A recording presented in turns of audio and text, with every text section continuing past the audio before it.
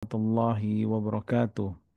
Alhamdulillahirabbil alamin wassalatu wassalamu ala asyrafil anbiya'i wal mursalin nabiyina Muhammadin sallallahu alaihi wa ala alihi wa sahbihi wasallam.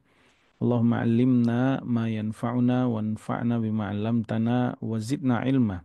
Allahumma aslih lana sya'nana kulla wa la takilna ila anfusina tarfata 'ain. Subhanaka la ilma lana illa ma 'allamtana innaka antal alimul hakim.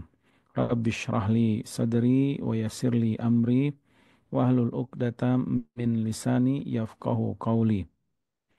Ikhwati fiddin rahimani wa rahimakumullah.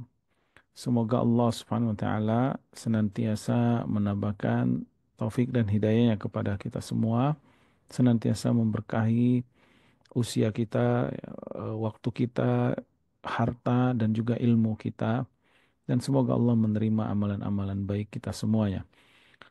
Insya Allah kita akan melanjutkan pada kesempatan yang berharga ini, yaitu melanjutkan tentang Al-Quran adalah obat penenang hati, ya, obat penenang jiwa, sebagai obat yang mensucikan hati dan mensucikan jiwa manusia. Naam, sebagaimana sudah kita sebutkan ya pada pertemuan yang lalu tentang kalamullah, firman Allah Subhanahu wa taala yang merupakan hidayah dan juga mauizah, juga kasih sayang dari Allah Subhanahu wa taala kepada hamba-hambanya. Kita sudah sebutkan ya tentang dalil-dalil bahwa Al-Qur'an merupakan petunjuk dan hidayah, dan Al-Quran merupakan kalamullah yang bisa memberikan kesembuhan, ya, yang bisa memberikan ketenangan, dan juga yang bisa mensucikan jiwa dan hati manusia. Karena Allah Subhanahu wa taala yang menciptakan manusia, yang menciptakan jiwa mereka, yang menciptakan hati mereka. Karena itu Allah yang paling mengetahui tentang kesucian hati manusia. Fala tuzakku anfusakum, balillahu yuzakki may yasha. Dalam ayat lain Allah berfirman balillahu yuzakki may yasha, ya. Dalam ayat lain Allah berfirman huwa a'lamu biman ittaqa, yaitu jangan kalian merasa suci, ya, jangan merasa suci atau mensucikan diri kalian. Akan tetapi ya dalam ayat lain Allah mengatakan balillahu yuzakki may yasha dalam surah An-Nisa. Kemudian Allah berfirman dalam ayat yang lain, huwa a'lamu biman ittaqa. Dialah Allah yang paling mengetahui tentang orang-orang yang bertakwa. Maka Allah turunkan Al-Quran sebagai hidayah, sebagai petunjuk yang akan mensucikan jiwa. Ya, kesucian jiwa, kebersihan hati ini akan memberikan ketenangan, kedamaian, kebahagiaan. Ya, karena hakikat bahagia itu bahagia jiwa. Hakikat kekayaan itu kekayaan jiwa.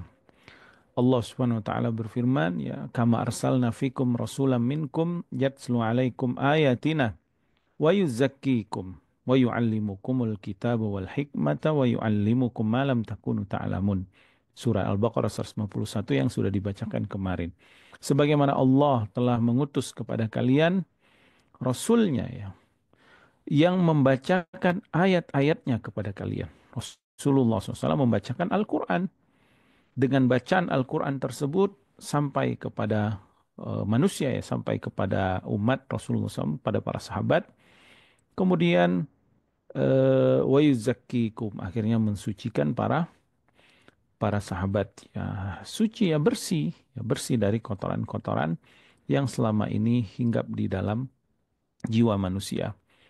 Kemudian yatlu alaikum ayatina, membacakan ayat kami, ya, yu'allimukumul kitab, dia mengajarkan Al-Quran, wal hikmah, dan mengajarkan sunnah-sunnahnya, ya. Wa yu'allimukum ma lam takunu ta'lamun, kemudian mengajarkan kepada kalian apa-apa yang sebelumnya kalian tidak ketahui. Nah, makanya kaidah penting dalam pensucian hati, sumber utama agar hati kita itu bisa suci dan bisa bersih adalah merujuk kepada kalamullah, firman Allah Subhanahu wa taala. Itulah sumber utama, sumber yang pertama agar kita bisa bersih hatinya, suci hatinya, dan bisa tenang hatinya. Naam, ya, kemuliaan Al-Quran ini sangat besar sehingga tidak akan bisa terhitung saking banyaknya keagungan dan kemuliaan ayat-ayat Allah Subhanahu wa taala ya. Karena itu karena begitu mulianya Al-Qur'an dan begitu agungnya sehingga dia memiliki pengaruh yang besar terhadap manusia. Ya, Nabi SAW ya di dalam banyak riwayat menyebutkan tentang keutamaan Al-Quran dan keutamaan bagi orang-orang yang memiliki ilmu, ya, yang membacanya, yang menghafalnya, kemudian yang memahaminya. Ya, mereka memiliki kedudukan yang tinggi. Mereka adalah ahlullah wa khassatahu, yaitu mereka adalah keluarga Allah dan orang yang spesial di hadapan Allah Subhanahu wa taala. Ahli Quran. Ya, di dunia Rasulullah SAW menyebutkan, ya, Abu Hurairah radhiyallahu taala anhu pernah mengabarkan bahwasanya Rasulullah SAW pernah mengutus satu utusan pasukan, ya. Kemudian ketika itu mereka pun eh, meminta salah seorang mereka untuk menjadi imam untuk membaca membaca Al-Quran gitu. Kemudian mereka pun mencari orang-orang yang bisa membaca Al-Quran, ya, yang memiliki hafalan Al-Quran. Kemudian ternyata fa'ata ala rajulin ahdatsahum sinna. Mereka mendapati anak yang masih muda. Jadi ketika mereka apa namanya dicari siapa yang ahli Al-Quran, maka tidak ada kecuali anak yang muda ini. Kemudian ditanyalah kepada anak yang muda ini, Mama aka ya Fulan, kamu hafal surat apa dari Al-Quran? Kemudian dia pun mengatakan, Ma'i kada wa kada wa surat Al-Baqarah. Aku menghafal surat ini dan surah Al-Baqarah. Kemudian ditanya lagi, Ma'aka surat Al-Baqarah? Bersamamu ada surah Al-Baqarah? Qala na'am. Kemudian akhirnya orang ini pun diangkat menjadi pemimpinnya oleh Rasulullah SAW. Idhab fa anta amiruhum. Pergilah maka engkau adalah pemimpin mereka. Lihat, ya, dimuliakan ahli Al-Quran tersebut. Bahkan di dunia dia menjadi orang yang terdepan di hadapan Rasulullah SAW. Dan para sahabat Nabi, ya, yang utama, yang dekat dengan Nabi, mereka adalah orang-orang yang mencintai Al-Quran, yang hidup hati mereka dengan Al-Quran, ya, sebagaimana yang kita bacakan kemarin, ya, awaman kana maitan fa ahyainahu wa ja'alna lahu nura yamshi bihi finnas kama mathaluhu fi zulumati laisa bi kharijim minha. Apakah sama, ya, orang-orang yang Allah berikan hidayah, Allah berikan cahaya, apakah sama orang yang sebelumnya mati hatinya, ya, tidak ada Al-Quran. Kemudian setelah itu Allah Subhanahu wa taala memberikan hidayah Al-Quran kepadanya. Setelah itu dengan Al-Quran itu pun dia berjalan hidup di hadapan manusia. Kemudian dia pun akhirnya memberikan manfaat, memberikan keberkahan kepada apa dengan Al-Quran tersebut, ya, kepada dirinya dan kepada sekitarnya. Allah Subhanahu wa taala memuliakannya. Mungkin bisa kita bacakan Kang Zai ayat itu, ya. Ya, Suratnya itu surat Al-An'am, Al-An'am ayat ayatnya ayat ke 100 25 ya. Eh, 123, ya. oh 122. 123. 122. 122, baik. Naam. أعوذ بالله من الشيطان الرجيم. أومن كان ميتا فأحييناه وجعلنا له نورا يمشي به في الناس كمن مثله في الظلمات ليس بخارج منها كذلك زين للكافرين ما كانوا يعملون. Naam. Dengan 123-nya Ustaz? Enggak cukup 122 aja. 122 aja. Dan apakah orang yang sudah mati lalu kami hidupkan dan kami beri dia cahaya yang membuatnya dapat berjalan di tengah-tengah orang banyak, sama dengan orang yang berada dalam kegelapan sehingga dia tidak dapat keluar dari sana? Demikianlah dijadikan terasa indah bagi orang-orang kafir terhadap apa yang mereka kerjakan. Naam, Allah Subhanahu wa taala mengabarkan tentang hidupnya hati ini ya, hidupnya hati dengan cahaya hidayah dari Allah Subhanahu wa taala yaitu Al-Qur'an. Allah berfirman, "Aw man kana maitan," apakah sama orang yang mayit. Mayit di sini bukan mati jasadnya ya, tapi mati hatinya. Yaitu orang yang belum mendapatkan hidayah Al-Qur'an dari Allah. Apakah sama? Ya, kemudian setelah mati ya fa'ahyainahu ya, yang maksud dia mati itu kata Syekh Sa'di rahimahullah taala ai fi zulumatil kufri wal jahli wal ma'asi, karena orang ini pada kebodohan di dalam kegelapan kekufuran, kemaksiatan dan kejahiliaan. Naam ya, dulu para sahabat bahkan sahabat yang mulia sekalipun ya Umar bin Khattab radhiyallahu taala anhu pun dahulu sebelum beriman di dalam kegelapan, kejahiliaan ya. Tetapi kemudian beliau beriman dengan dibacakan Al-Quran itu ya, dalam kisahnya itu surat Toha ya, ketika dibaca oleh adiknya itu ya dengan iparnya, kemudian tadinya dia ingin mendatangi Rasulullah SAW, ingin membunuh Nabi SAW, tapi ketika dibacakan Al-Quran ya, Toha ma anzalna alaikal Qur'ana litashqa. Toha, sungguh Allah tidak menurunkan Al-Quran ini untuk menyusahkanmu. Ya, kemudian selanjutnya ya dia pun beriman, kemudian mendatangi Nabi SAW dan ternyata dia ingin bersyahadat. Maka Allah fa'ahyainahu, Allah hidupkan hatinya ya, dengan Al-Quran ini. Binuril ilmi wal imani wat ta'ah, yaitu dengan cahaya ilmu ya, karena Al-Quran ini sumber ilmu. Jadi nggak ada ruginya kalau kita baca Al-Quran ya. Jadi saudaraku rahimani wa rahimakumullah, tidak ada ruginya kita mentadaburi Al-Quran. Nggak ada rugi. Bahkan waktu kita itu menjadi berkah kalau kita baca Al-Quran. Kalau kita mentadaburi Al-Quran. Nggak ada rugi sama sekali. Nggak ada rugi sama sekali. Karena Al-Quran itu cahaya hidayah dan sumber ilmu. Dengan membaca Al-Quran kita jadi tahu kisah-kisah dahulu ya. Kita jadi tahu kisah orang tua kita, Nabi Adam. Kita jadi tahu tentang iblis dan juga bahaya eh, kebencian iblis dengan kita, dengan anak cucu Adam. Dia bersumpah ingin menyesatkan semua anak cucu Adam. Dengan baca Al-Quran kita menjadi tahu ilmu tentang para nabi dan rasul, manusia-manusia sebelum kita, bagaimana kehidupan mereka, bagaimana pertentangan mereka, bagaimana kemuliaan orang-orang yang Allah tolong ya, yang Allah selamatkan, yang Allah muliakan, dan bagaimana orang-orang yang Allah hukum, Allah azab dengan azab yang besar ya, azab yang dahsyat dari orang-orang yang menentang Allah Subhanahu wa taala. Itu di mana? Itu di Al-Qur'an kita dapatkan. Makanya Al-Qur'an itu sumber ilmu, pengetahuan ya, sumber ilmu tentang keimanan juga. Kemudian dia adalah eh, keimanan. Dengan membaca Al-Quran kita semakin bertambah imannya, semakin kita yakin dan kuat akan keimanan kita kepada Allah, pencipta kita, pencipta langit dan bumi ini. Kemudian kita semakin beriman tentang para malaikat, makhluk gaib, ya makhluk yang Allah ciptakan dengan kemuliaan, ya dengan kesempurnaan dari cahaya. Banyak itu kisah-kisahnya juga dalam Al-Quran.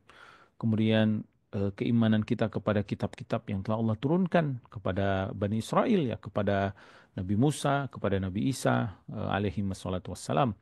Kemudian kita beriman, semakin beriman dengan para nabi dan rasul ya, karena di Al-Qur'an dikisahkan para nabi dan rasul.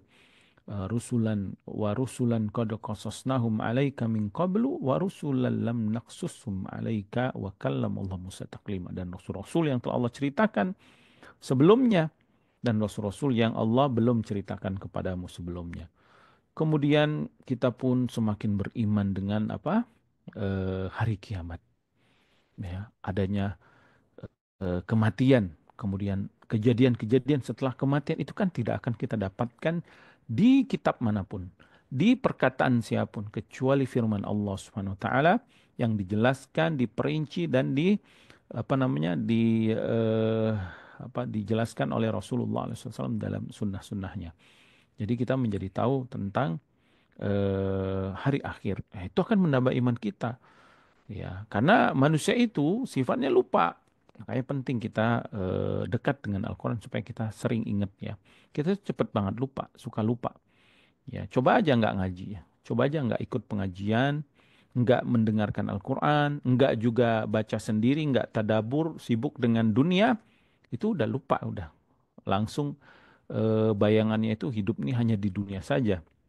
Bayangannya seakan-akan dia kekal abadi di dunia. Ya. Kalau dia nggak mendapatkan apa dari dunia, dia bersedih. Ya, kalau dia mendapatkan dia senang dan pengen cari lagi lebih banyak lagi. Ya, kalau bisa dapat satu gunung, dia pengen gunung yang lainnya. Kalau bisa dapat satu perusahaan, dia pengen perusahaan yang lainnya. Ya, itu tabiat manusia. Jiwa manusia itu mengajak kepada perbuatan yang buruk. Ya, fa'ahyainahu wa ja'alna lahu nura. Ya. Kemudian juga ketaatan ya tadi disebutkan Al-Quran ini akan menyuruh orang patuh gitu, menjadi orang menjadi baik, menjadi patuh dan baik, ya, taat patuh kepada penciptanya Allah Subhanahu wa taala ya. Karena eh, secara fitrah ya, kita ini memang diciptakan Allah untuk mematuhi sesuatu. Makanya ada peraturan-peraturan itu, ada undang-undang, ada peraturan, ada pemimpinnya itu sudah sunnah kauniyah, sudah apa secara sunnatullah Allah ciptakan manusia seperti itu. Ada yang berkuasa, ada yang dikuasai. Nah, mereka harus patuh. Maka semua orang harus patuh dengan peraturan. Maka Allah Subhanahu wa taala juga punya undang-undang, punya hukum, ya, punya aturan-aturan untuk hidup ini dengan agamanya Islam. Maka semuanya diatur itu. Maka dengan membaca Al-Qur'an itu akan menjadikan seseorang ata'na Allah, yaitu mentaati Allah Subhanahu wa taala ya. Sami'na, kami dengar ya Allah perintahmu dan laranganmu, ata'na, kami mentaatinya. Fasara yamshi bainan nasi fin nur, maka kata Syekh Sa'di rahimallahu taala, orang ini pun akhirnya berjalan di tengah-tengah manusia dengan membawa cahaya ini, cahaya Al-Qur'an ini, cahaya hidayah dari Allah Subhanahu wa taala ya.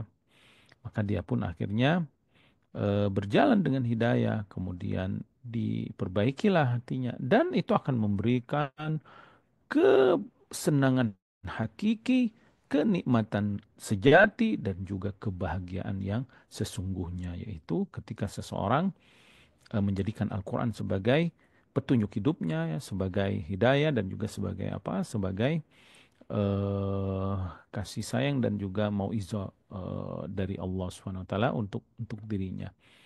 Eh, Kemudian ya tidak hanya kemuliaan apa yang kita sebutkan tadi dia mendapatkan kemuliaan, maka di dunia dia tadi akan dimuliakan. Ya, ahli Quran itu akan dimuliakan dimanapun mereka akan mulia.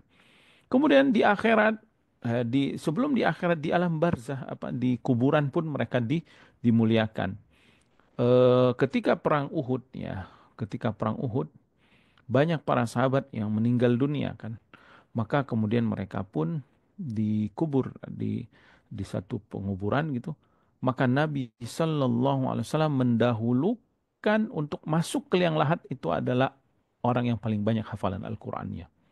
Ya, sebagaimana kisah tentang syuhada Uhud itu. Jadi ketika Nabi ingin menguburkan para sahabat yang mati syahid, maka yang paling dahulu masuk ke liang lahat, Nabi dahulukan siapa di antara mereka yang paling banyak hafalan Al-Qur'annya. Dan tentu para sahabat menghafal Al-Quran bukan hanya sekedar menghafal, tapi mereka juga ya pasti mengamalkannya. Tapi ya ini merupakan keutamaan bagi orang-orang yang hidup dengan Al-Quran. Di dunia dia mulia, bahkan meninggalnya pun dia dimuliakan. Di akhirat bagaimana? Dalam banyak hadis ya, di antaranya hadis Abi Hurairah radhiyallahu taala anhu ya Nabi SAW bersabda, yaji'u sahibu Al-Quran yaumal qiyamah. Orang yang ahli Al-Quran, sahibul Al-Quran, sahibnya itu apa artinya? Ya dia selalu bersama Al-Quran hari-harinya. Hari-harinya selalu mentadaburi Al-Quran, membaca Al-Quran, memahami makna-maknanya, dan setelah dia faham, dia pun berdoa supaya Allah memudahkan untuk mengamalkannya. Ya, makanya Bapak Ibu yang dirahmati Allah, isi hari-hari kita dengan Al-Quran ya, dengan membacanya. Jadikan rutinitas kita itu, kan kalau rutinitas kerja, rutinitas yang lainnya itu ya sudah kewajiban kita. Sekarang kita tambah dengan rutinitas yang utama, yang hakiki. Top priority ya, top prioritas kita dalam kehidupan sehari-hari, baca Al-Quran. Jadi kalau bisa di kasur ada Al-Quran kita, di mobil ada Al-Quran kita, dimanapun ada Al-Quran kita. Ya, dan usahakan Al-Quran yang ada maknanya ya, ada terjemahnya minimal. Kalau enggak ada tafsir di rumah itu. Baca gitu. Sehari misalkan 1 juz kan sebulan hatam Al-Quran dia. Ya, tidak hanya dibaca tapi ditadaburin maknanya. Tapi ya untuk mentadaburi makna kan dia harus membaca ayat tersebut ya. Itu subhanallah berkah hidupnya ya. Kenapa? Karena Nabi SAW sebutkan tadi eh, Ji'u sahibul Quran yaumal qiyamah, akan didatangkan pada hari kiamat itu sahibnya Al-Quran. Maksudnya orang yang setiap hari selalu bersama firman Allah Subhanahu wa taala. Fayaqulul Quran, kemudian amalan dia tadi, amalan dia ya, yaitu amalan dia yang selalu mengamalkan Al-Quran, yaitu membacanya, menghafalnya, mentadaburinya. Amalan dia tadi Allah jadikan makhluk yang kemudian berbicara kepada Allah. Kemudian eh, Al-Quran yang dia baca tadi, yang dia hafal tadi itu pun akhirnya berkata, Ya Rob, hulihi, ya Allah berikan orang ini perhiasan. Kemudian dia pun dipakaikan tajul karomah, mahkota yang penuh kemuliaan. Subhanallah. Ya, dipakaikan mahkota untuknya yang penuh kemuliaan. Ya. Makanya Bapak Ibu yang dirahmati Allah, setiap huruf ayat Allah, ya, karena firman Allah beda dengan perkataan manusia ya. Setiap huruf ayat Allah yang kita bacakan itu keberkahan yang keluar dari mulut kita. Makanya dia bisa dipakai buat berobat, bisa dipakai buat ruqyah Al-Quran itu ya. Karena huruf-huruf yang kita keluarkan itu firman Allah ya. Maka dia akan memberikan keberkahan. Dan Allah akan memberikan asyra hasanah. 10 10 kebaikan ya. 10 kebaikan satu hurufnya. Artinya setiap kita baca, setiap kita baca itu berlipat ganda, berlipat ganda apa keuntungan dan manfaat yang akan kita dapatkan dari membaca Al-Quran, apalagi mentadaburi maknanya, ya. Kemudian diamalkan dalam sehari-harinya. Maka didatangkan ini dan nanti di akhirat dia akan dipakaikan mahkota yang penuh keindahan. Kemudian setelah itu summa yaqulu, kemudian amalan dia tadi, Al-Quran yang senantiasa bersamanya tadi, itu pun berkata, Ya Rob, zidhu, tambahkan lagi perhiasan untuknya. Fayul bisu hullatul karamah. Kemudian dia pun dipakaikan apa? Perhiasan-perhiasan kemuliaan ditambahkan lagi. Banyak kemuliaan. Kemudian Al-Quran tadi pun berkata, ya maksudnya amalan dia tadi ya, pun berkata, Ya Rob, irdi anhu, ya Allah, ridhoi orang ini. Maka kemudian Allah pun meridhoinya. Fayuqalu lahu, lalu orang ini pun dipanggil dan diumumkan baginya, Iqra warqa wa yazdadu bi kulli ayatin hasanah. Bacalah Al-Quran itu dan naiklah derajatmu. Dan setiap satu ayat yang engkau baca, derajatmu semakin tinggi di akhirat. Subhanallah ya. Setiap ayat yang dia baca satu huruf, bikuli ayat hasan, dia akan mendapatkan satu derajat yang tinggi di mana? Di hari kiamat nanti. Subhanallah, siapa yang nggak mau kemuliaan? Siapa yang tidak mau kebaikan-kebaikan dan juga keutamaan-keutamaan? Ya, maka inilah kemuliaan ahli Quran di akhir. Tidak sampai sana. Ya. Jadi keberkahan ahli Quran tidak hanya di dunia, tidak hanya di alam barzakh, ya.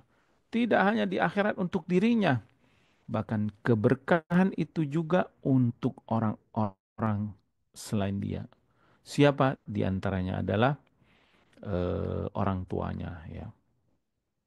Rasulullah SAW bersabda, ya, hadis yang diriwayatkan Buraidah ya.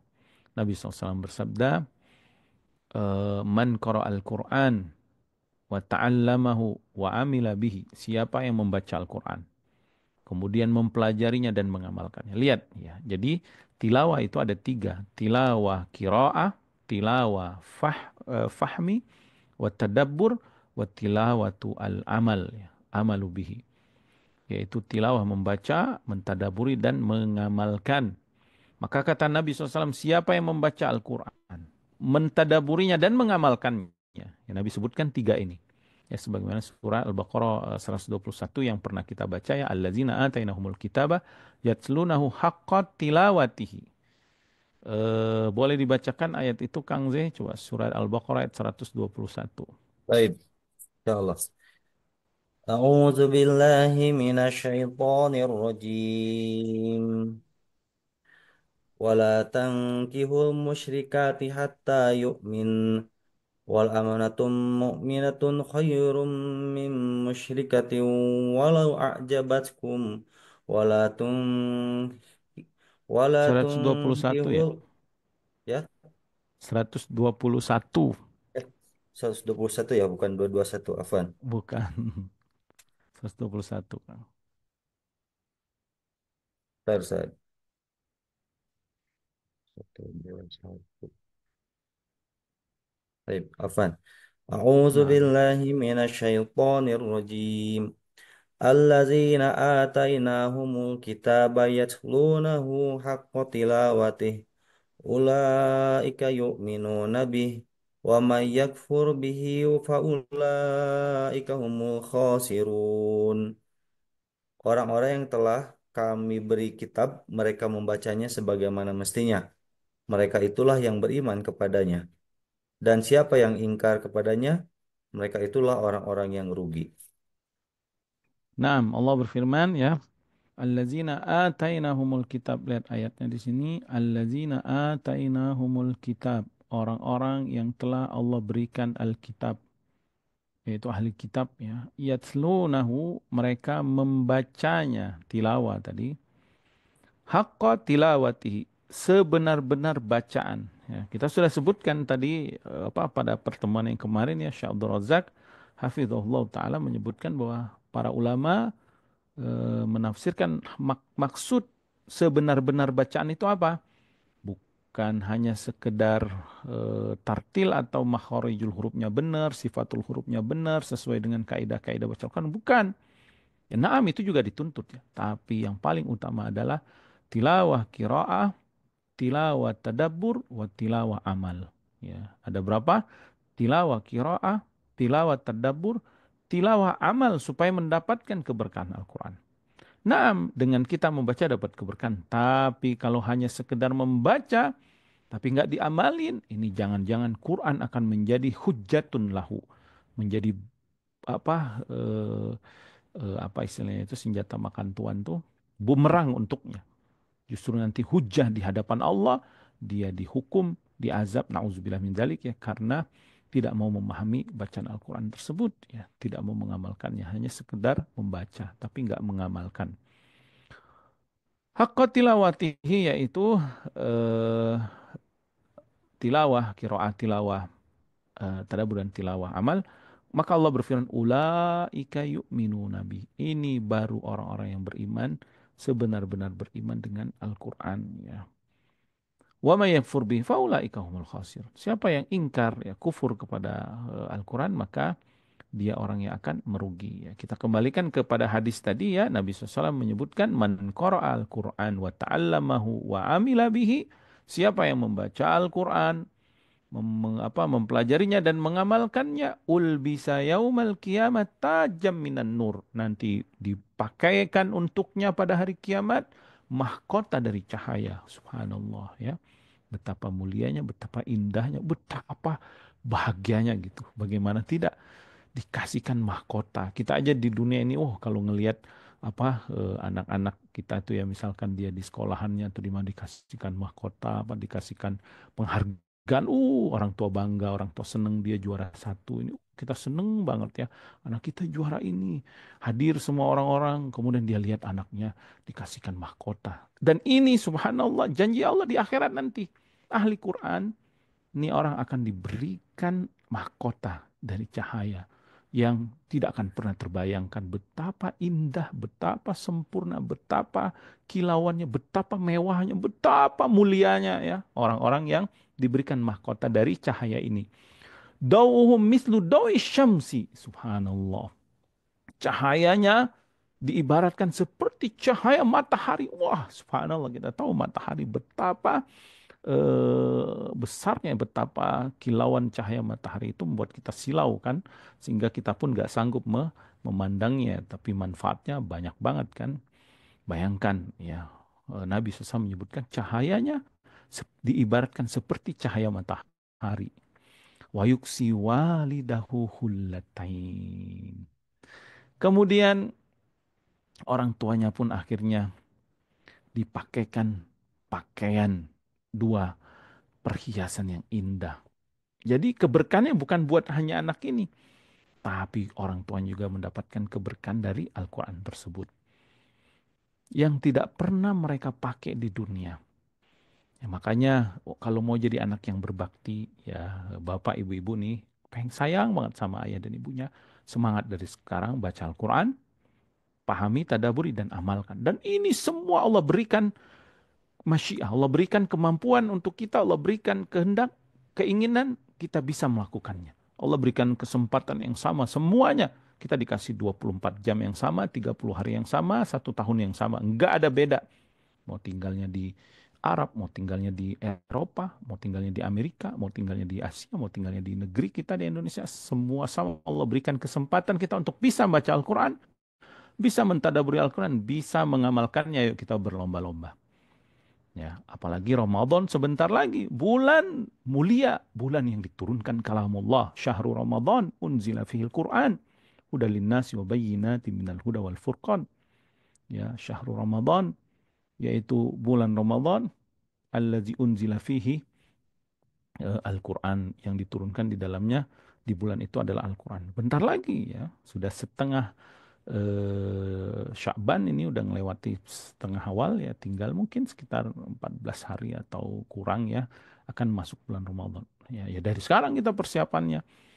Saya mau mendapatkan kemuliaan. Dan anak-anak kita juga kita didik supaya mereka mencintai Al-Quran, supaya mereka membaca Al-Quran, supaya mereka hari-harinya tadabbur Al-Quran. Subhanallah, betapa indahnya kelezatan, kenikmatan bagi orang-orang yang disibukkan dengan firman Allah Subhanahu wa Ta'ala ya.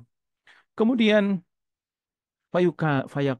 fayakulani, kedua orang tua ini pun berkata setelah dia dipakaikan pakaian perhiasan ya, yang begitu mewah, yang begitu kemilau, yang begitu indah di akhirat, dia pun mengatakan, Bima kusina hada, ya Rob, kenapa kami dipakaikan pakaian ini?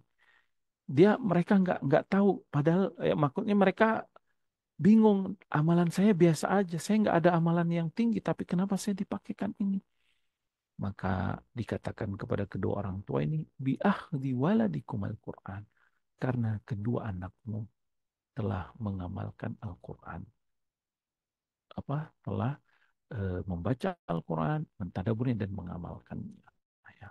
Maka ini kemuliaan yang begitu besar dari Allah Subhanahu wa taala, dan ini keutamaan Al-Quran.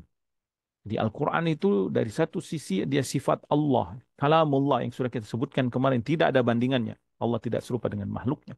Sehingga firman Allah ini memiliki pengaruh dan dampak yang agung, yang sangat besar kepada makhluknya.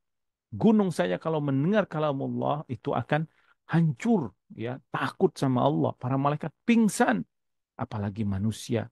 Ya, makanya kemuliaan Al-Quran dari sisi apa, Allah SWT ini perkataan yang sangat mulia kalamullah. Kemudian dari sisi pengaruh yang terhadap makhluknya, maka dengan Al-Quran ini manusia itu akan menjadi mulia. Rasulullah SAW menjadi mulia dengan kalam. Para nabi dan rasul semua mulia karena apa? Karena wahyu Allah, karena kalamullah yang mereka bawa firman Allah. Ya, firman Allah, maka para nabi dan rasul mereka manusia-manusia yang mulia. Tapi lihat ketika orang-orang Bani Israel, ya, orang Yahudi, orang Nasrani, firman Allah dicampur aduk sama mereka, dijual ayat-ayat Allah dengan harga yang mulia, dengan harga yang murah, dengan harga yang murah yaitu dengan dunia ya, maka mereka pun jadi hina. Maka Allah pun ganti dengan umat Nabi Muhammad SAW yang membawa Al-Quran dan mereka pun menjaganya sampai mengamalkannya. Walaupun ya sebagian umat Nabi Muhammad SAW pun akhirnya di antara mereka ada yang mengikuti seperti Yahudi, sudah tahu ilmunya, sudah memahami ayatnya tapi nggak diamalin, atau seperti orang Nasrani yang semangat beribadah tapi tidak ada ilmunya, tidak mau ngamalin ya. Kemudian di dalam Al-Quran juga Allah Subhanahu Wa Taala menyebutkan masih berkisar tentang eh, keutamaan ini ya, fadilah Al-Quran ya, agar kita semakin semangat. Karena seseorang itu kalau dia mengetahui keutamaan, dia akan jadi semangat. Dia mengetahui bahaya, dia akan semangat menjauhinya. Dia mengetahui ini sangat banyak manfaatnya, dia akan semangat melakukannya. Tapi kita lihat coba di dalam surat Fatir ya, ayat 29. Tafadhali baca Surat yang mulia. Fatir Ayat 29. Surat eh, ke-35 Fatir itu. ayat 29. Nah,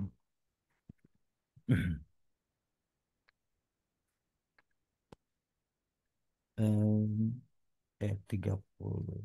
Sebentar, ayat terlewat. di ini sudah ada di apa? Di layar ada nggak itu? Ayat 35 saja. Eh, ayat Ayat 29. 29. أعوذ بالله من الشيطان الرجيم.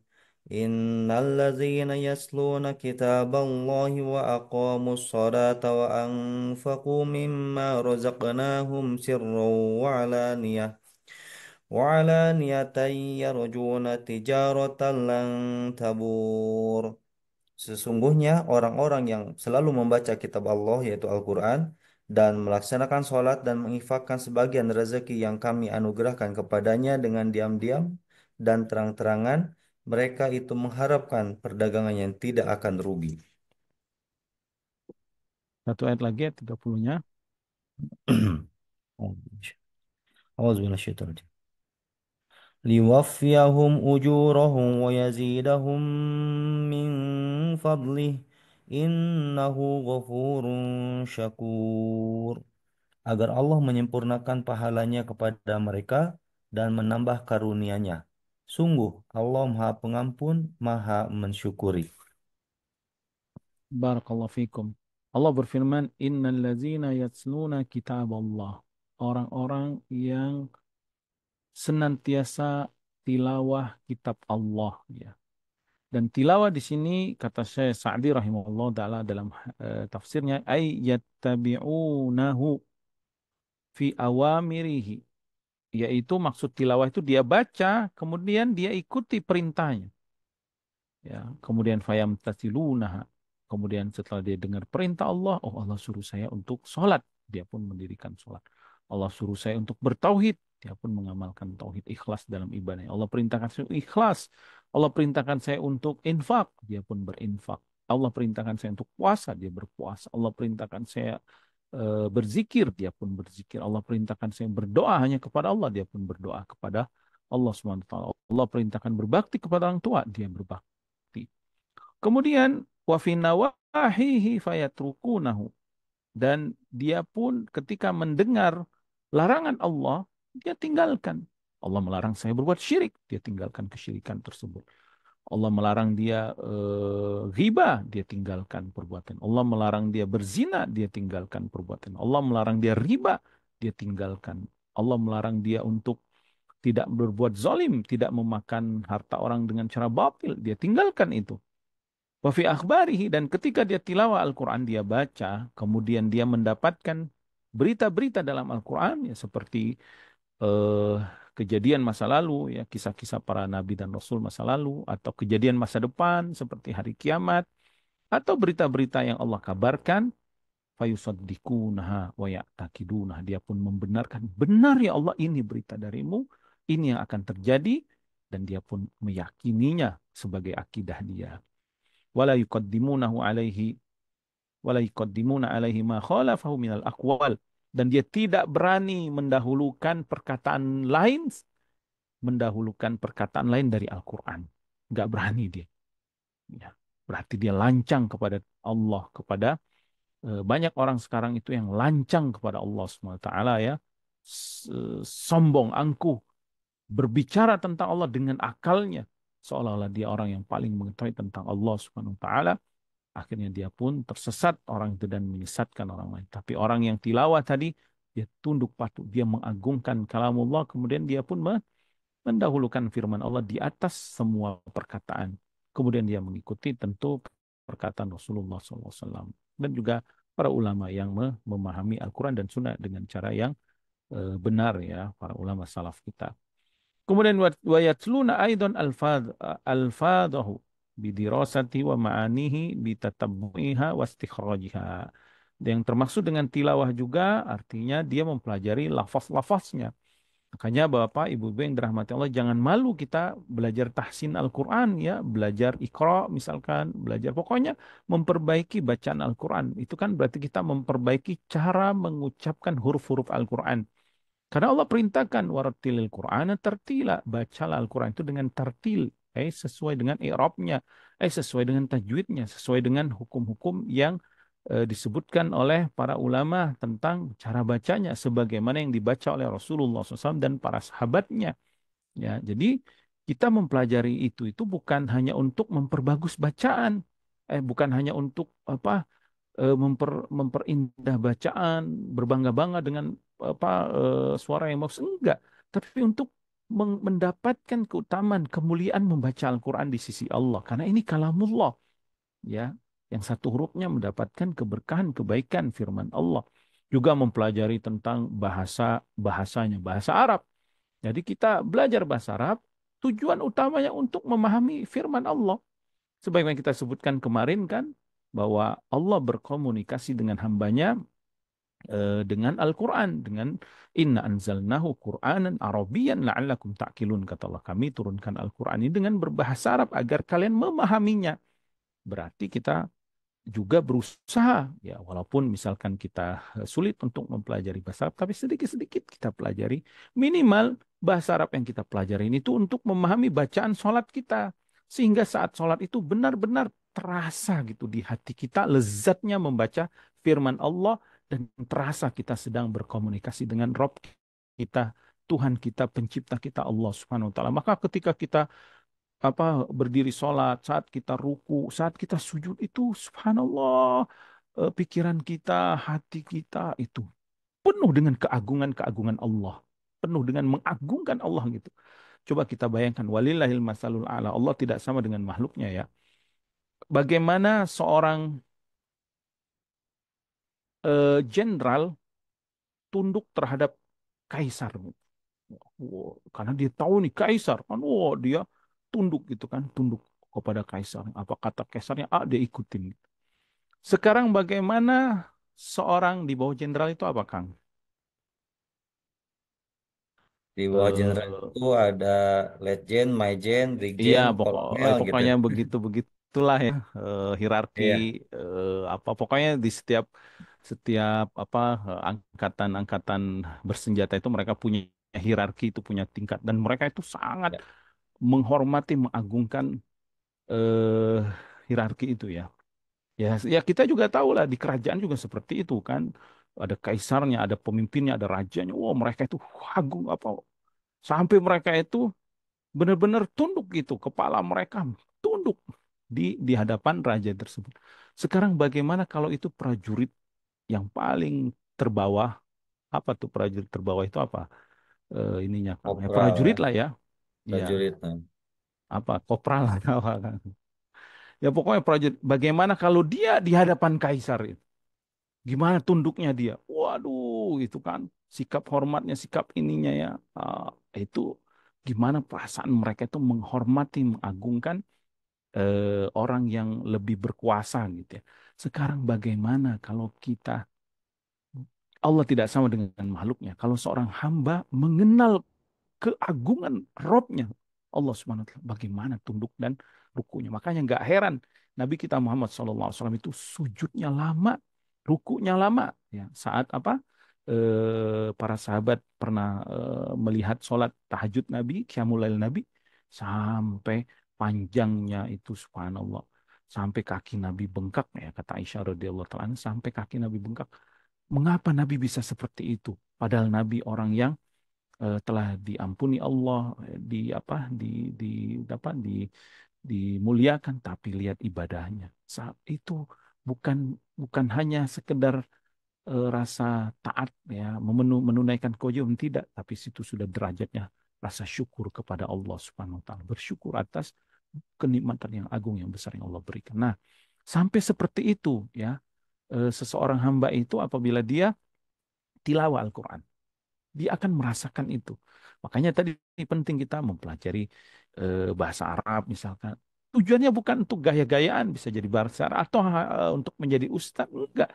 Ya, menjadi ustadz itu ya sebagai ininya dia aja, kewajibannya karena sudah dapat ilmu dia harus ajarkan kan orang lain. Tapi bagi kita setiap orang wajib memahami Al-Fatihah, memahami surat-surat pendek dalam sholatnya seperti Al-Ikhlas, Al-Falaq, An-Nas, atau dari surat Al-Bayyinah lah sampai surat An-Nas. Jadi saat dia baca Inna a'tainakal kautsar fasalli li rabbika wanhar inna syani'aka huwal abtar. Dia paham ayat itu. Dia meresap di dalam hatinya firman Allah tersebut sehingga itu membuat hatinya berguncang ya ketika mendengar firman Allah atau saat dia membaca Qul huwallahu ahad, dia memahami makna Qul huwallahu ahad, langsung hatinya berguncang gitu. Karena ini adalah sifat Allah. Allah sedang mengabarkan kepada hambanya tentang dirinya. Subhanallah, yang Engkau Maha Esa ya Allah. Allahus Samad. Engkau ya Allah As-Samad yang menjadi tempat kebutuhan semua makhluk. Engkau tidak butuh kepada makhluk sedikit pun, tapi makhluk semuanya butuh kepadamu. Subhanallah. Ketika dia memahami makna kalimat as-somad, lam yalid walam yulad walam yakulau kufuwan ahad. Misalkan ya, ketika dia memahami itu dari dari ras pendekatan maknanya dari sisi bahasanya misalkan subhanallah itu akan memberikan tilawah yang sangat lezat, yang sangat indah saat dia sholat ya. Makanya kami anjurkan ya Bapak, Ibu-ibu yang dirahmati Allah, saudaraku, sedikit-sedikit coba saya pengen belajar bahasa Arab. Selama ini saya hanya mengagumi bahasa Inggris, misalkan bahasa Jerman atau bahasa untuk kepentingan dunia saya. Kenapa saya nggak mempelajari ini bahasa Rob saya, subhanallah, Al-Quran dengan berbahasa Arab. Bukan karena orang Arab, tapi Allah memilih Al-Quran dengan berbahasa Arab, maka saya ingin pelajarinya. Ya, pelajari untuk apa? Supaya saat sholat itu terasa lebih khusyuk. Saat membaca Al-Quran, mendengar ayat-ayat Allah, masuk ke dalam hati kita. Karena kita faham dan langsung kita tunduk patuh ya sami'na wa ata'na terhadap firman Allah tersebut. Ini yang dimaksud dengan yatluna kitab Allah. Jadi nggak hanya sebatas kiroah bacaan saja ya, tadarus yang kejar-kejaran apa namanya biasanya kejar-kejaran banyak hatam ya dia mana nggak apa-apa itu bagus, hatam Al-Quran itu bagus. Ya, bahkan tercela ya bagi orang yang ngelewati sebulan 2 bulan tidak pernah hatam Al-Quran, itu tercela itu ya apa maksudnya, bagaimana seorang yang beriman tetapi tidak menghabiskan waktunya hari-harinya berlalu tapi tidak membaca ayat-ayat Allah, tidak habis ayat-ayat Allah, dia kira itu bagus ya. Khatam Al-Quran itu sangat bagus, tapi yang lebih utama adalah dia berusaha memahami firman Allah Subhanahu wa taala agar dia mendapatkan kemuliaan dan keutamaan yang sebagaimana yang Allah janjikan kepada hamba-hambanya. Kemudian wa aqamus shalah, dan dia pun mendirikan salat. Jadi orang yang tilawah Al-Quran dan mendirikan salat, dan mendirikan salat ini tidak boleh ada bacaan selain bacaan Al-Quran. Hmm. Ya. Dan juga bacaan-bacaan yang datang dari Nabi SAW, bacaan ruku, sujud ya. Tapi kalau saat berdirinya itu bacanya harus bacaan Al-Quran. Al-Fatihah itu rukun, harus dibaca, wajib. Dan setelah itu eh, disunahkan membaca surat-surat dari Al-Quran, baik yang panjang atau yang pendek dia baca. Wa anfaqu mimma razaqnahum sirran wa alaniyatan. Dan kemudian dia orang-orang yang senantiasa berinfak. Ya. Berinfak nafaqa 'alal aqarib wal masakin wal yatama wa ghairihim minaz zakati wal kafara wan nuzul was sadaqat, yaitu dia beribadah kepada Allah dengan harta yang Allah berikan kepadanya. Harta tersebut selain dia nikmatin untuk dirinya, ya, apa yang dia butuhkan, kebutuhan diri dan keluarganya, dia pun berikan harta tersebut kepada orang yang berhak, yaitu anak yatim, fakir miskin, di jalan Allah, dan yang selainnya. Baik itu zakat yang wajib ya, ataupun infak sedekah yang sunnah-sunnah, itu dia keluarkan. Baik sembunyi-sembunyi, ya, nggak ada orang yang tahu, ya, dia sedekah ke si fulan, dia sedekah ke si fulan, dia sedekah ke si fulan, nggak ada yang tahu, ya, dia berikan. Gak ada yang tahu, bahkan mungkin si fulan itu kaget tiba-tiba, oh kok saya tiba-tiba ada rezeki nih, dari mana masuknya. Kalau sekarang kan dalam bentuk uang ya, oh tiba-tiba ada SMS, ada dari mana nih saya masuk rekening saya, ternyata dia diberikan oleh saudaranya tadi, ya subhanallah, sembunyi-sembunyi dia. Tapi kan sulit ya kalau sekarang karena ada pengirimnya biasanya itu. Wa ala niatan, atau dia terang-terang ya sebagai apa, kewajiban dia seperti zakat itu biasanya diminta ya diambil zakatnya, atau untuk memberikan pendidikan dan pelajaran misalkan tentang zakat. Misal di suatu daerah itu semua orang bakhil, semua orang pelit, akhirnya dia ke depan infak, dia tujuan dia untuk memberikan tahukan kepada, apalagi kalau dia orang yang di apa tokoh masyarakat, atau orang yang di apa Disegani, diikuti oleh dihormati. disegani ya, dihormati, diikuti oleh masyarakat, perbuatan dia, maka nggak apa-apa dia bersedekah untuk mengajarkan orang, dilihat orang lain, diumumkan untuk orang lain tahu ini loh Islam itu, yaitu bersedekah, membantu yang susah, memberikan makanan, menghormati tamu, memuliakan tetangga, memikirkan fakir miskin, anak yatim dan yang lainnya, ya. Itu boleh ala niatan. Kemudian niat mereka tilawah Al-Quran, mendirikan sholat, berinfak tadi, yarjuna tijaratan dan tabur. Mereka mengharapkan tijarah, jual beli. Dengan siapa? Dengan Allah Subhanahu wa taala yang tidak akan pernah tabur, rugi. Nggak ada ruginya jual beli dengan Allah Subhanahu wa taala. Nggak ada ruginya kita menghabiskan lisan lidah kita ini kering membaca Al-Quran. Nggak ada ruginya. Bahkan kalaupun kita meninggal karena baca Al-Quran tersebut, itu akan mulia. Ya, ya maksudnya nggak ada ruginya ya lisan dia keluarkan untuk membaca ayat-ayat Allah. Daripada kita ngomong ngalur apa ngalur ngidul gitu, habis waktu kita ya buat omongan yang tidak bermanfaat, udah mending baca Quran aja. Saya dulu pernah di mana di bandara itu lagi menunggu pesawat ya, delay, bukan delay apa itu, pokoknya nunggu ya. Di samping saya ada orang ngobrol itu, ya subhanallah itu eh, berapa mungkin lebih dari sejam ya, nggak berhenti itu ngobrol. Terus di telepon ya sendirian ngobrol. Terus subhanallah saya bilang ternyata mampu ya orang itu ngobrol sampai sejam lebih gitu, ngalor ngidul ini gitu. Eh, eh, Coba kalau apa namanya, satu surat kita baca sejam itu mungkin satu juz lebih ya. Kalau yang terbiasa membaca itu satu juz lebih 1 jam itu. Bahkan kalau yang sudah hafal itu, kalau yang sudah hafal lebih enak lagi. Dia baca Quran itu 30 menit mungkin sampai 40 menit itu bisa 1 juz, bahkan lebih ya. Daripada ngobrol mending dia baca Al-Qur'annya. Kemudian eh, Allah Subhanahu wa taala menyebutkan liwaffiyahum ujurahum. Maka Allah Subhanahu wa taala akan eh, memberikan harapan, harap apa membalas harapan hamba tersebut. Ini juga dalil ya bahwa harapan itu atau roja, harapan kita kepada Allah itu tidak sia-sia. Dan harapan itu tidak bukan angan-angan yang dia berdiam diri, saya pengen dimuliakan Allah tapi dia diem nggak ngapa-ngapain. Enggak. Dia harus membaca Al-Quran, dia mendirikan sholat, dia berinfak. Ini kan ada sebabnya, ada amalan yang dia upayakan, yang dia usahakan ya. Kemudian dia berharap dari upaya dan usaha yang dia lakukan ini akan mendapatkan keuntungan yang besar, manfaat yang banyak, keuntungan yang tidak ada kerugiannya, yaitu apa? Dari Allah SWT tadi, tilawah Al-Quran, dirikan sholat, dan berinfak. Itu amalan perbuatan yang gak ada ruginya sedikit pun. Baca Al-Quran itu dimulai dari niatnya sih udah dapat pahala kita. Wudhunya ya sunnah disunahkan yang baca kitabullah dengan berwudhu misalnya dapat pahala. Membuka mushafnya dapat pahala. Pandangannya kepada ayat-ayat Allah dapat pahala. Semua yang nggak ada kerugian apa yang dia lakukan dengan Al-Quran tersebut. Kalau dia misalkan capek untuk berbicara melantunkan dengan lisannya, saya mau dengerin aja pakai murotal gitu di telinganya, itu pun dapat pahalanya dia pahala mendengarkan Al-Quran. Ya, semuanya nggak ada rugi.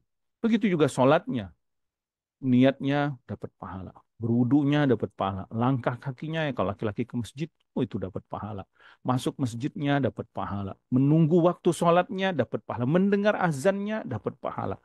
Kemudian sholat sunnahnya, belum lagi sholat ibadah-ibadahnya itu memberikan ketenangan, memberikan kedamaian, yang memberikan meringankan semua beban-beban hidup kita itu dengan ruku dan sujud di hadapan Rob kita Subhanahu wa taala. Apalagi saat itu adalah saat seorang hamba dekat dengan Robnya. Saat itu dia berdoa, ya Allah, dia mengadukan semua kesulitannya, dia pun berdoa kepada Allah Subhanahu wa taala, dia pun subhanallah itu indah banget ya apa namanya saat yang paling indah dalam kehidupan kita saat sujud kepada Allah Subhanahu wa taala itu saat yang paling nikmat, saat yang paling damai, saat yang paling kalau bisa apa namanya tidak bisa tergantikan lagi ya sujud di hadapan Allah Subhanahu wa taala.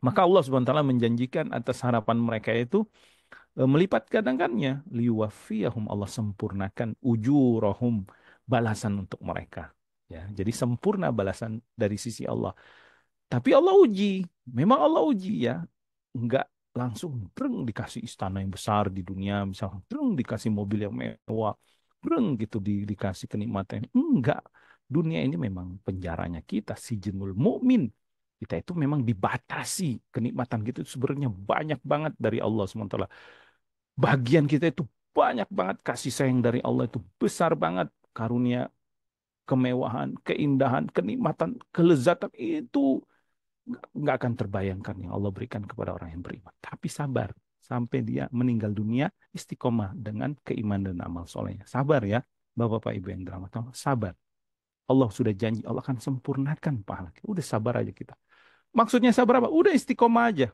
jalanin aja ya berat memang berat awal-awalnya tapi kalau sudah masuk ke dalam hati kita nikmatnya ibadah itu ya, nikmatnya ruku sujud itu kita nunggu-nunggu waktu sholat.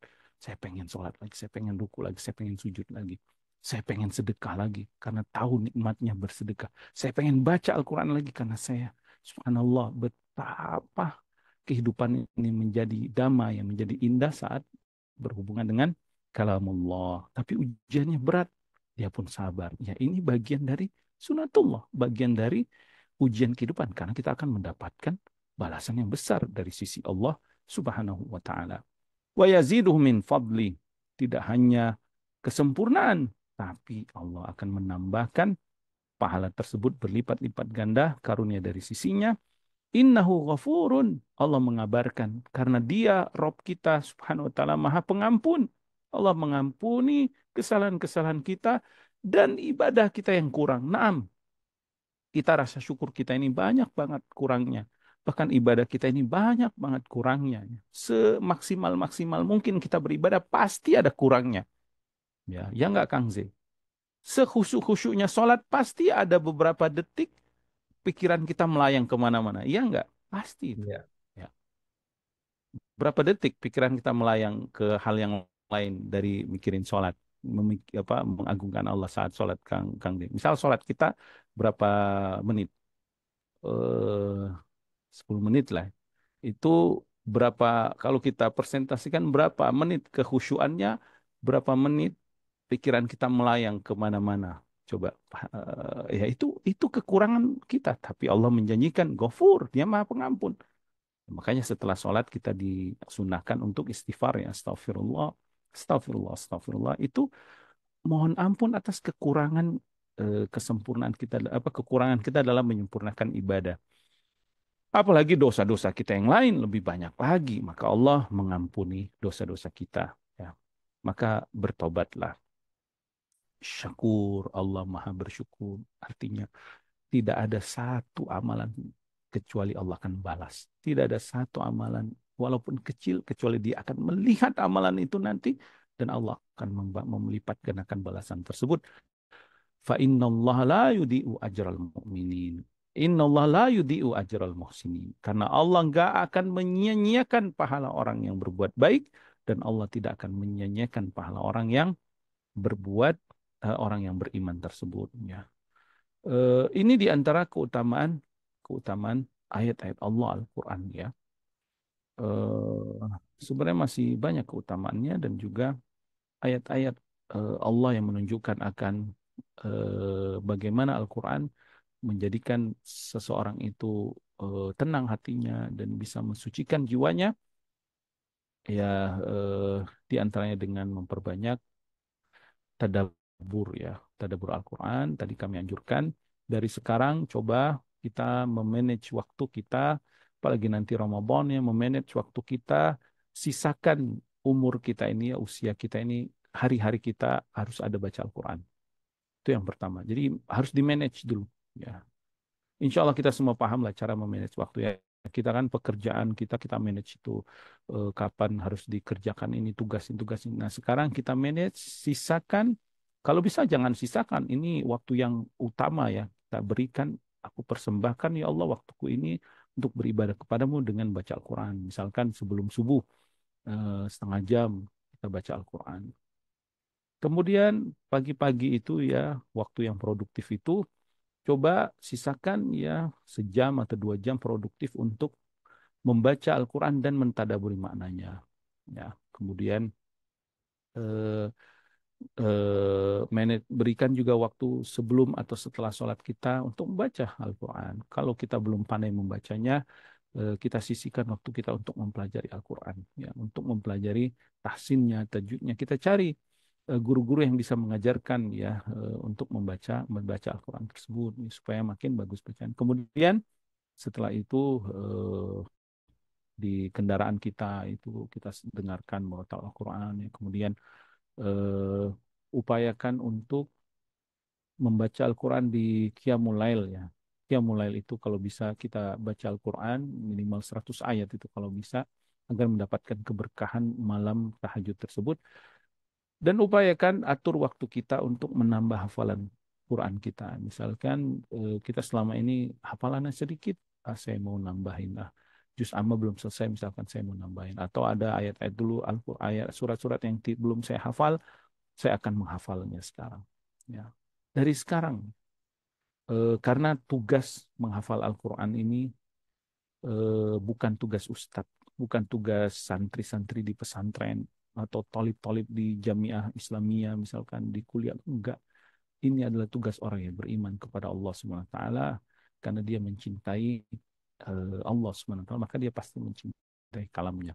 Ya, nah kemudian setelah mengatur waktu, jangan lupa kalau sudah berazam ya, sudah mengatur waktunya, sudah memanage waktunya, berdoa kepada Allah Subhanahu wa taala agar menjadikan Al-Qur'an Robi'ah kulubina, menjadi penyejuk hati kita. Ya. Berdoa kepada Allah agar kita dijadikan ahli Quran. Kita berdoa supaya anak-anak kita, anak cucu kita menjadi ahli Quran. Keluarga Allah, orang-orang yang senantiasa bersama Al-Quran, membaca Al-Quran, mentadaburi dan mengamalkannya. Kemudian setelah itu cari lingkungan yang lingkungannya, kalau ketemu lingkungan itu selalu diingatkan dengan ayat-ayat Allah.